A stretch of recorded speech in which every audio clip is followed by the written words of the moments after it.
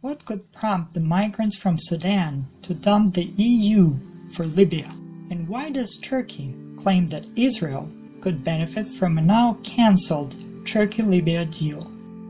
Made of three historical regions, Tripolitania, Fezzan, and Cyrenaica, Libya is a sovereign state in North Africa, bordered by the Mediterranean Sea, Egypt, Sudan, Chad, Niger, Algeria, and Tunisia.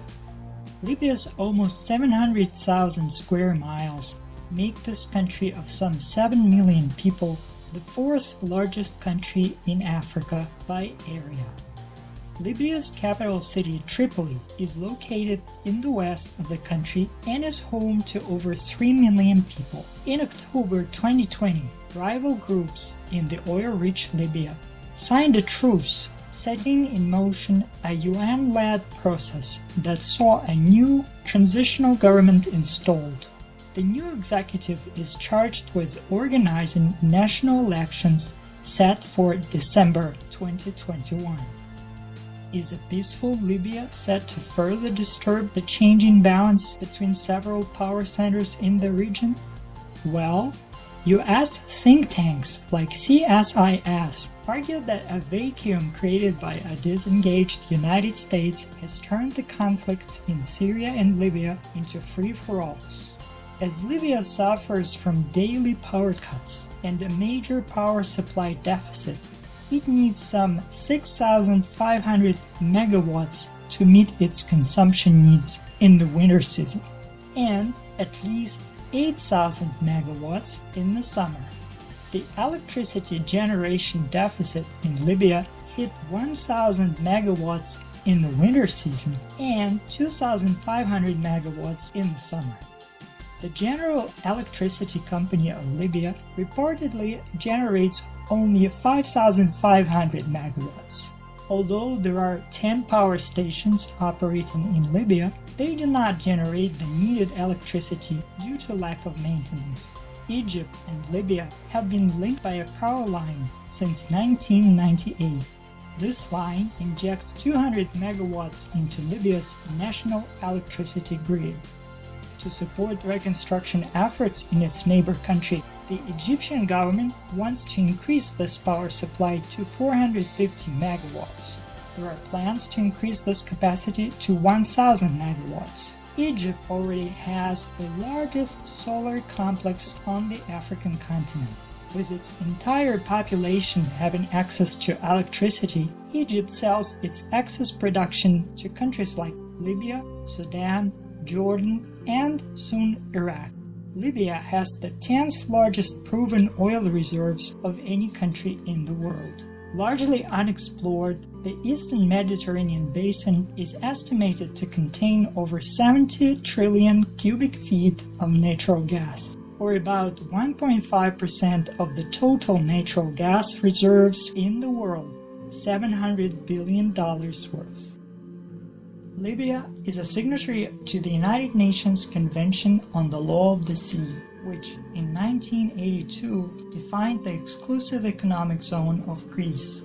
Since the discovery of offshore natural gas reserves in the Eastern Mediterranean in the early 2000s, Turkey has challenged its neighbors with regard to international law and the delimitation of their exclusive economic zones, or EEZs.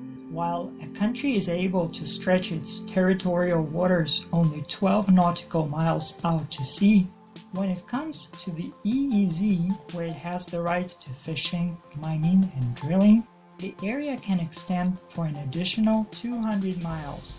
If the maritime distance between the two countries is less than 424 miles, a bilateral deal is needed to determine a mutually agreed dividing line of their respective EEZs. Last year, Turkey reacted strongly to the Maritime Zone Agreement signed between Egypt and Greece, saying that the agreement falls in the area of Turkey's continental shelf and violates both Turkish and Libyan maritime rights.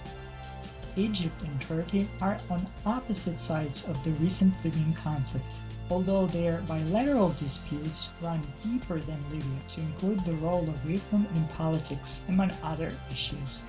In November 2019, Turkey signed a Memorandum of Understanding with the UN-recognized Government of National Accord of Libya, which prompted Greece to expel the Libyan ambassador at the time, as that MOU mapped out a sea boundary between Turkey and Libya close to the Greek island of Crete.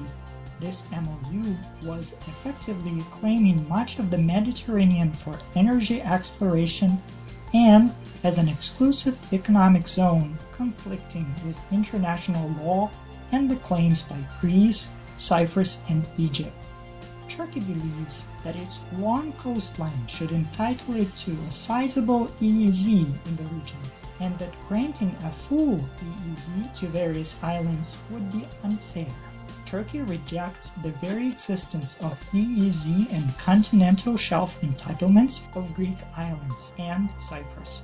These protestations are made on behalf of the Turkish Cypriots, which Turkey considers co-owners of any hydrocarbons in Cyprus. The Turkish Republic of Northern Cyprus is recognized only by Turkey. Without their consent, Turkey views any actions taken by the Republic of Cyprus as illegal and prejudicial to the rights of Turkish Cypriots. Keep in mind that none of the 3 discoveries made in Cyprus since 2011 is being developed.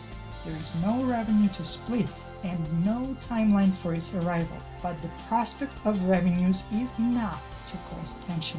At the same time, some Turkish media reports argued that even if Israel may categorically oppose the 2019 MOU, claiming that Palestine is not an independent state, Israel could benefit from such a Turkey-Libya deal by regaining control over some 6,000 square miles claimed by the Greek Cypriots. As the Libyan GNA government signed the Turkey-Libya MOU without the endorsement of the pro-Libyan National Army House of Representatives, the memorandum breached a December 2015 Libyan political agreement, which stipulates that the Presidency Council can conclude international agreements and conventions provided that they are endorsed by the House of Representatives. The Speaker of the Libyan House of Representatives asked the UN Secretary-General not to register the 2019 MOU as an international treaty since it violates the UN law of the sea and threatens relations of friendship between Libya and its neighbors, Egypt, Greece, and Cyprus. The 2019 Turkey-Libya MOU was eventually cancelled this year by the Al-Baida Court of Appeals of Libya in its January 27th ruling. Egyptian and Greek forces conducted joint naval exercises in the Mediterranean. Boundary delimitation in the eastern Mediterranean Sea is a complex question and will require a longer process. Experience with crisis communication in the East and South China Sea disputes suggests that to be effective in a crisis, it is imperative that the respective ministries of defense or national security councils have a hotline linking crisis decision-making authority within their respective governments, especially the authority to direct the armed forces. To establish how the use of a hotline mechanism would play out in an emergency scenario within each government, it would be useful for each side to simulate the use of the hotline. A simulation could show whether and where each side has gaps in crisis decision-making. The availability of the option, not the guarantee, to disrupt an escalatory cycle makes crisis communication mechanisms a useful option for contested maritime spaces. In lighter developments, as in Airlight, Tunis Air has resumed flights to Libya, becoming the first foreign carrier to fly the route for 7 years. It has scheduled 3 flights a week to Tripoli and 2 to Benghazi in eastern Libya. In the meantime, hundreds of stranded migrants from Eritrea, Niger, Sudan, and other African nations remain blocked from European shores in Libya. Every day at dawn, some of them gather under bridges in Tripoli, waiting for one of the passing cars to stop, seeking a day's work. Muammar Gaddafi, who controlled Libya from 1969 till 2011, opened the northern African country's doors to migrants to staff largely menial jobs, and as a way of pressuring EU countries across the Mediterranean to give him money in exchange for stemming the onwards flow of migrants from sub-Saharan Africa. With a new unity government established in March, Libya could again become a final destination for such migrants and refugees.